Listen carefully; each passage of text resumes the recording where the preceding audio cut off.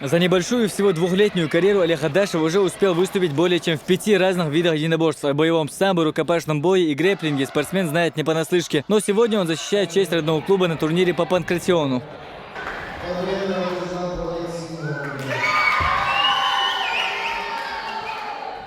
Соперник Дикхальвер, Дик nicht Boschol, durch welche Opit nicht was, nur ist ein Teil, nicht als ein Band, nicht ruhiger, als Boy.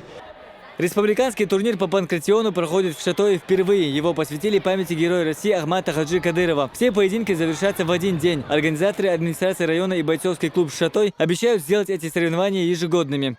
Работаем совместно со всеми бойцовскими клубами нашей республики и стараемся вовлекать все больше детей.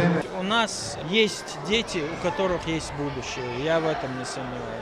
Судейство на высшем уровне Юал Мегардош. Дик судейство, изосидитин пока цауас давамова. Чо дик уровеню, масер характерю, человек диклет чучо. За звание чемпиона борются более 100 участников от 8 до 17 лет. По окончанию соревнований всех призеров наградят медалями и кубками, а победителей будут рассматривать в качестве претендентов на участие в чемпионате республики. Хамзат Аюбов, Мурат Эльбукаев, Ибрагим Джамалдаев, Тимур Саратов. Новости.